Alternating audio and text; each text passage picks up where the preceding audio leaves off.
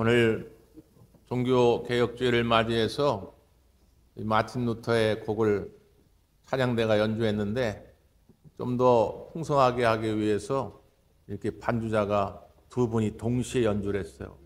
여러분 이거 예술의 전당 가서도 보기 어려운 연주 기법입니다. 네? 우리 특별히 오늘 연주해 준 우리 반주자 또 우리 찬양대회에서 박수 한번 해주세요.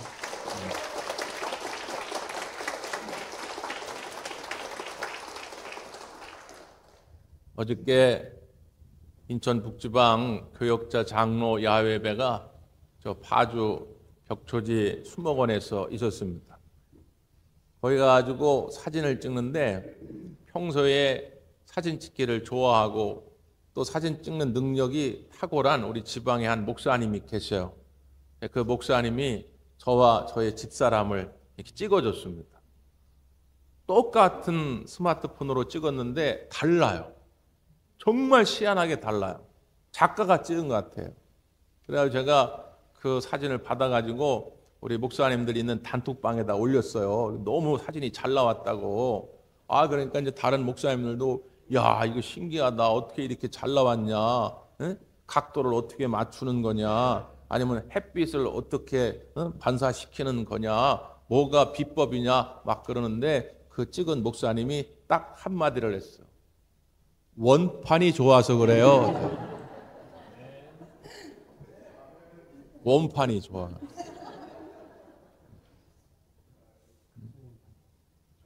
제가 얼마나 은혜를 많이 받았는지 몰라요. 아니 뭐 꽃이 좋고 기법이 어떻고 문제가 아니라 모델이 좋으니까 잘 나오는 거 아니겠어요? 여러분 오늘 이 시간에 하나님이 여러분을 사랑하시는데 여러분이 잘생겨서도 아니고요. 여러분이 오늘 좋은 옷을 입고 나와서도 아니고요. 하나님이 여러분을 사랑하시기로 작정했기 때문입니다. 하나님의 의의 기준에 보면 여러분 한참 모자라요. 60점도 안 돼요. 저와 여러분이 하나님 앞에 뭘 내세울 게 있겠습니까? 그럼에도 불구하고 하나님은 여러분 자체를 사랑하기로 작정하셨기 때문에 오늘 이 시간에 나온 여러분을 하나님이 다 환영하시고 하나님의 마음, 하나님의 품 안에 여러분을 품어주실 줄 믿습니다. 그런 그 하나님의 긍휼하심이 있기 때문에 오늘 또 우리가 이렇게 떳떳하게 나와가지고 기도도 하고 이렇게 마음껏 찬양도 부르고 예배하는 것 아니겠어요?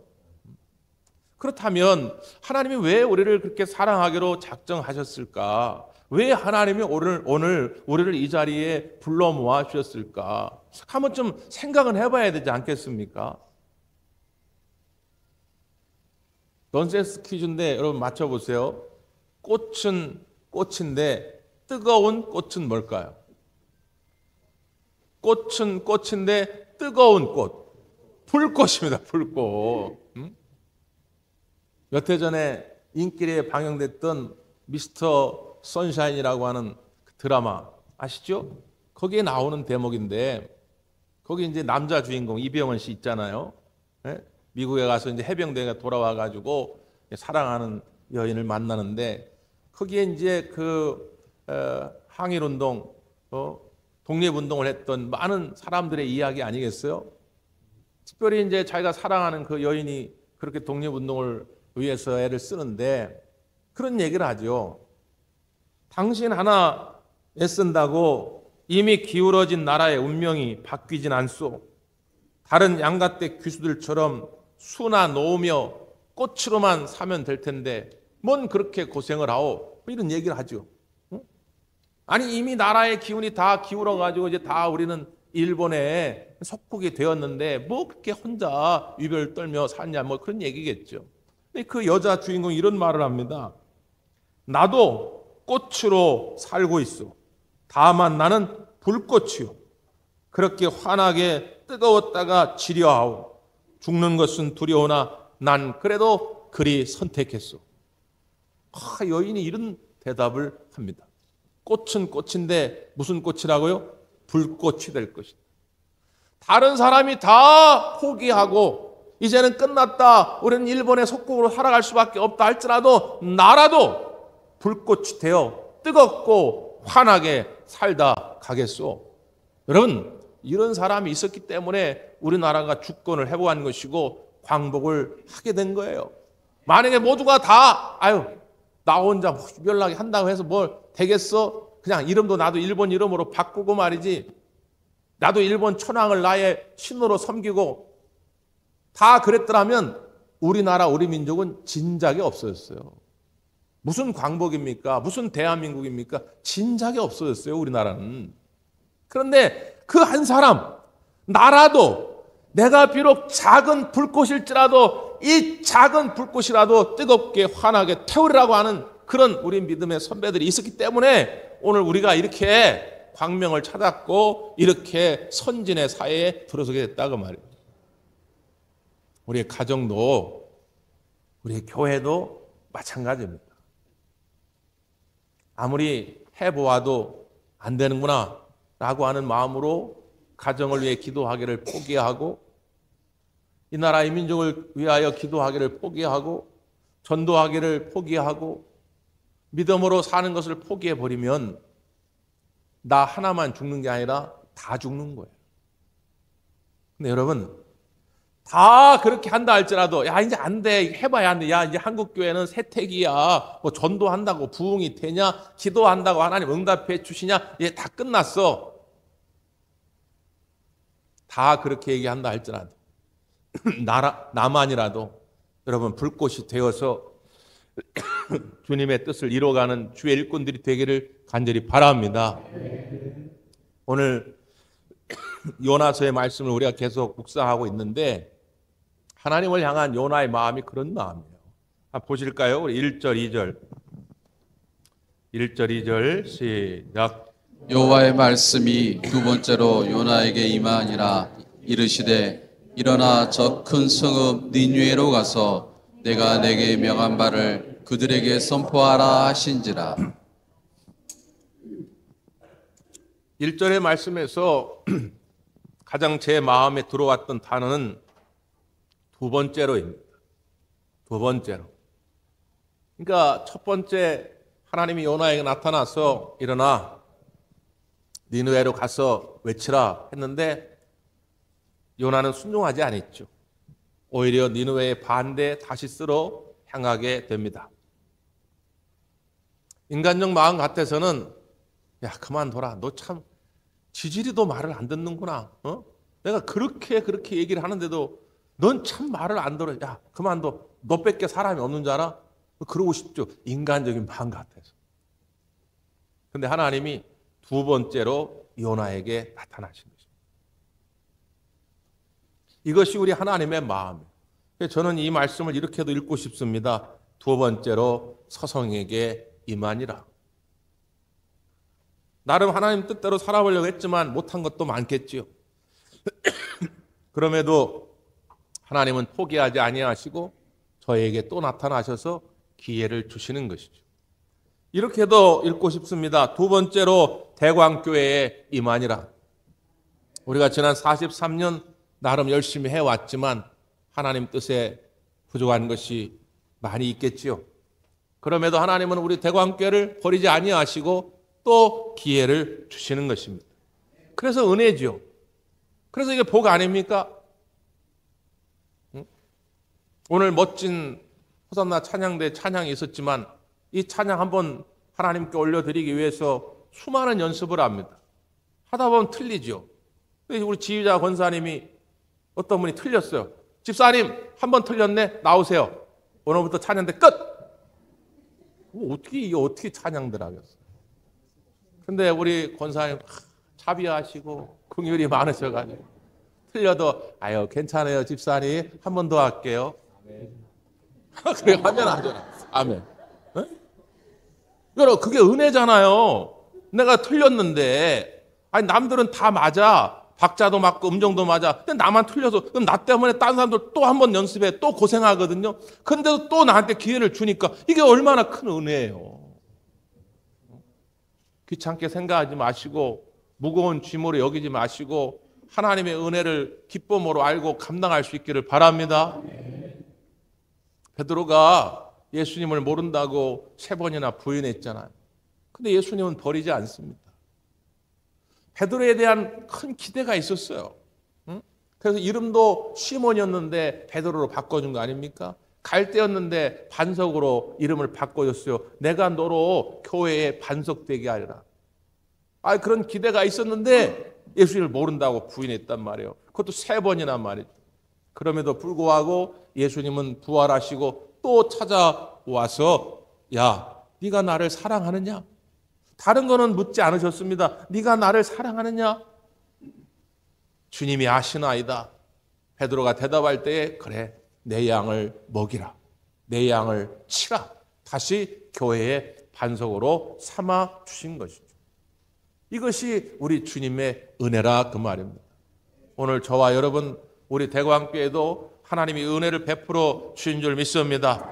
다시 주신 기회를 헛되이 사용하지 말고 우리가 다시 한번 기도하고 다시 한번 전도함으로 그 주신 기회를 잘 활용할 수 있기를 간절히 바랍니다. 자, 그 다음에 이렇게 돼 있어요. 여호와의 말씀이 그랬어요. 말씀. 두 번째로 요나에게 나타나서 말씀이 임했는데 그 말씀의 내용이 뭐냐면 일어나 저 큰 성읍 니느웨로 가서 내가 내게 명한 바를 그들에게 선포하라 이렇게 말합니다. 그러니까 요나가 할 것은 다른 게 아니에요. 자기 생각을 만들어 가지고 전하라는 게 아니에요. 먼저는 뭐예요? 하나님의 말씀을 들으라는 거예요. 그러니까 들은 바대로 가서 선포하라는 거예요. 이것이 복음입니다. 들은 바대로 하지 아니하고 내가 만들어서 전하는 자들을 우리가 이단이라고 그러는 거예요. 이단들의 이야기도 그럴듯해요.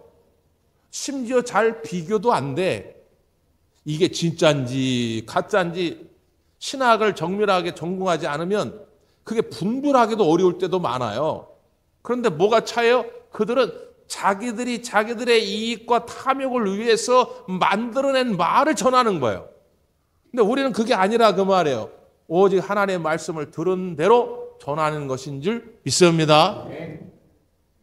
오늘은 한국교회가 함께 지키는 종교개혁주일입니다. 508년 전 1517년이죠. 10월 30일 마틴 루터가 비텐베르크 성당에 95개조의 반박문을 적어내면서 이 종교개혁운동이 활활 타오르게 된 것이죠. 왜 마틴 루터가 이 95개조의 반박문을 쓰게 됐습니까? 당시에 중세 교회는 타락할 대로 타락했죠. 로마 교황은 성 베드로 성당을 새로 세워야 하는데 돈이 없으니까 어떻게 하면 교인들의 돈을 끌어낼까 고민하다가 면죄부를 팔기 시작한 것입니다. 야, 네가 죄가 많니? 그러면 돈 주고 면죄부를 사라. 그러면 죄사함을 받게 될 것이다. 그런데 그 정도에서도 그치지 않고 야, 네 아들, 딸이 죄가 많니? 그럼 네 아들, 딸 명목으로도 면죄부를 사라. 그럼 네 자녀들 죄가 사함을 받게 될 것이다. 야, 네 부모 죄가 많니? 너 효도해야 될 거 아니야. 너 니네 부모님 몫으로도 면죄부를 사라. 그러면 니네 부모의 죄가 사함을 받게 될 거야. 이번에 통일교 한학적 총재가 구속되고 여러 가지 통일교에 대한 비리들이 나오면서 저도 참 깜짝 놀랐는데 그 사람들은 참 통이 크더만요. 우리와 그릇이 달라. 그 사람들 일본에서 돈을 끌어모으는 방법을 보니까 야, 이 부적 하나 사. 아니면 이 영어만, 영의 기운이 담겨진 무슨 항아리나 뭐 이런 거 사. 그러면 니네 조상의 100대, 200대, 400대 조상의 죄까지 다 사해 줄게. 막 이렇게 팔아먹더만요. 그러니까 안 살 수가 없는 거예요. 전 재산을 들여서 이거 사는 거예요. 여러분, 이게 말이 됩니까? 이게 말이 돼요? 그러니까 당시에 젊은 사제였던 마틴 루터가 볼 때 이게 말이 안 되는 거예요. 야, 성경 어디에 돈 주고 면죄부를 사면 죄가 사함받는다는 데가 있냐 말이죠. 그래서 그가 내걸었던 큰 3가지의 슬로건이 오직 믿음으로. 오직 예수 그리스도가 십자가에서 나라의 죄를 위하여 피 흘려 죽으심을 믿음으로 구원함을 받는 것이다. 오직 성경으로. 야, 교황의 말, 그 교시가 어떻게 성경의 권위보다 높다 할 수 있는지. 교황이 됐든 신부가 됐든 연약한 피조물인데 그들의 머리에서 만들어낸 그 교시가 어떻게 하나님의 말씀인 성경보다 더 권위 있다고 말할 수 있느냐? 안 된다. 오직 성경으로. 또한 세 번째, 오직 은총으로. 우리 어떤 공로나 행함이 아니고 오직 하나님의 그 은혜, 긍휼하심, 그 은혜로 말미암아 우리는 구원함을 받는 것이다. 이 세 가지의 슬로건을 걸고 종교 개혁을 일으키게 되는 것이죠. 그래서 마틴 루터는 늘 그런 말을 했다고 그래요. 성경은 살아있어서 나에게 말을 합니다. 성경은 발이 있어서 나를 따라다닙니다. 성경은 손이 있어서 나를 붙잡습니다. 성경은 생명력이 있다는 거예요. 하나님의 말씀은 생명력이 있다고 하는 것이죠. 지금 요나가 그러한 것처럼, 마틴 루터가 그러한 것처럼 무슨 세상의 지식을 전한 게 아닙니다. 하나님의 말씀을 들었고 그 들은 말씀을 그대로 전하는 거예요. 그 말씀의 생명력이 있어서 사람을 변화시키고 민족을 변화시키고 그 시대를 변화시킨 것이죠. 우리는 그런 마음으로 가서 주의 말씀을 전하는 것입니다. 유대인들이 제2의 경전으로 여기는 탈무드에 나오는 이야기인데 한 구두쇠 주인이 있어. 참 인색한 구두쇠요. 하루는 종을 불러다가 빈 술병을 주면서 야, 시장에 가가지고 술 좀 사오라 그런 거야. 주인님, 아니 돈도 안 주시고 어떻게 술을 사오라고 그러십니까?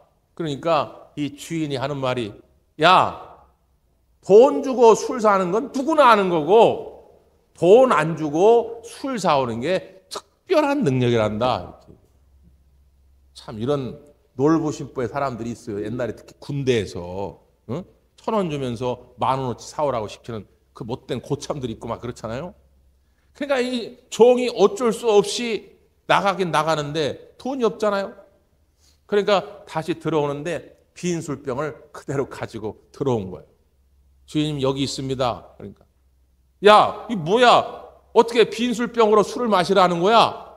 이렇게 말하니까 이 종이 하는 말이 아니 술이 가득 찬 술병으로 술을 마시는 건 누구나 알 수 있는 것이고 빈 술병으로 술을 마시는 것이 특별한 능력 있는 분입니다. 이렇게 얘기를 해요.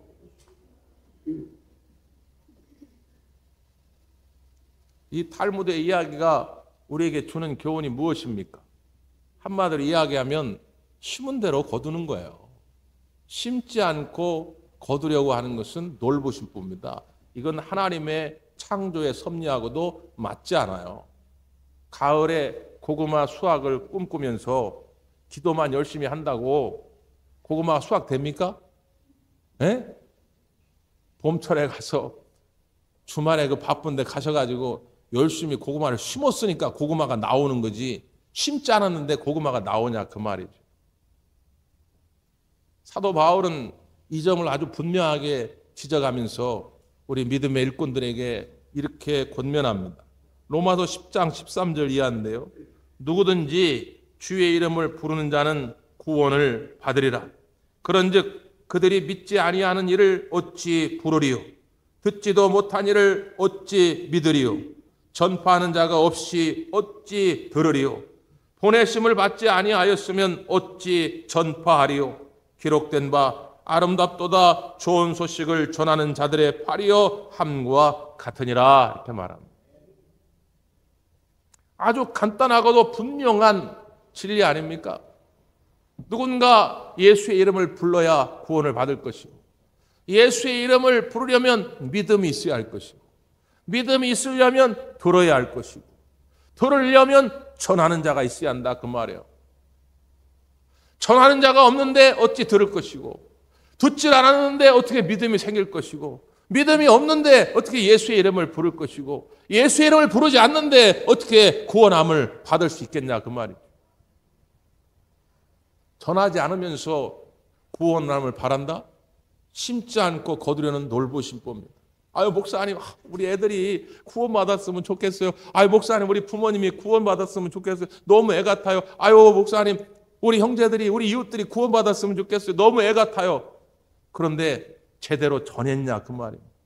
포기하지 않고 전했냐 그 말이에요. 어제도 오늘도 그리고 내일도 또 전할 수 있냐 그 말이에요. 전하지 않는데, 도중에 포기해 버렸는데 어떻게 그들이 믿음을 가질 수 있으며 어떻게 예수의 이름을 부를 수 있고 어떻게 구원함을 받을 수 있냐 그 말이에요. 여러분, 포기하지 말고 구원의 영생의 열매를 거둘 때까지 끝까지 전할 수 있기를 간절히 바랍니다. 하나님이 우리를 사랑하시기 때문에 다시 그 기회를 주셨다 그 말이에요. 우리는 그저 들은 대로 가서 전하는 겁니다. 자, 요나가 가서 전합니다. 그랬더니 어떤 일이 벌어집니까? 4절 5절이에요. 4절 5절 시작. 요나가 그 성읍에 들어가서 하루 동안 다니며 외쳐 이르되 40일이 지나면 니느웨가 무너지리라 하셨더니 니느웨 사람들이 하나님을 믿고 금식을 선포하고 높고 낮은 자를 막론하고 굵은 베옷을 입은지라. 아멘. 요나가 전한 복음의 핵심은 이것입니다. 40일이 지나면 니느웨가 무너지리라. 40일이 지나면 니느웨가 무너지리라. 니느웨는 당시 아수르의 수도입니다. 거대한 도시입니다. 문화가, 상업이, 모든 것들이 최고조로 발달한 그런 도시입니다. 지금의 우리나라의 서울 같은 곳이고 특별히 강남 같은 곳이고 이런 곳입니다. 그런데 무너진다는 거예요. 그때 당시에 사람들은 절대로 니느웨는 안 망할 거라 생각한 거예요. 저 산골짜기, 저 시골, 지금 막 인구 감소 지역되고 금방 마을이 없어진다 그런 얘기했는데, 야, 그런 산골짜기는 몰라도 어떻게 니느웨가 없어지냐? 그런데 하나님이 무너뜨리겠다는 거예요. 그러니까 사람이 깜짝 놀란 겁니다. 야, 하나님이 누군데?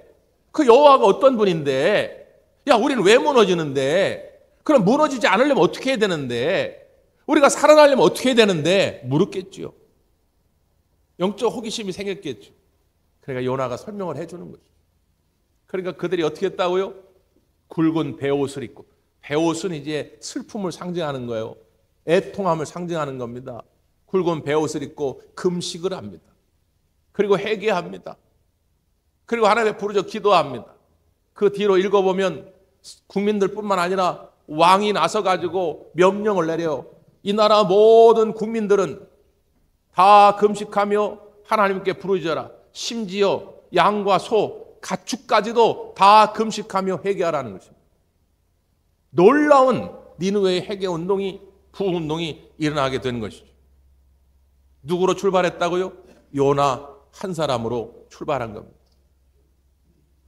508년 전 그 유럽을 지배하고 있던 그 로마 카톨릭의 세력에 젊은 사제 루터가 맞설 때에 모든 사람이 말렸습니다. 야, 이거 계란으로 바위치기야. 이거 너만 개죽음 당하는 거야. 안 돼. 네가 이렇게 한다고 교황이 바뀔 것 같아? 교회가 바뀔 것 같아? 안 돼. 그럼에도 불구하고 루터는 외친 것입니다. 그 한 사람의 외침이 교회를 바꾸어 놓았고 지금 우리 감리교회가 생기게 된 계기가 된 것이죠. 사랑하는 성도 여러분, 반드시 변화가 일어난다 그 말이에요. 그렇게 해서 니느웨의 부흥운동이, 회개운동이 일어나게 되니까 하나님이 어떻게 역사하십니까? 자, 마지막 10절입니다. 10절 시작.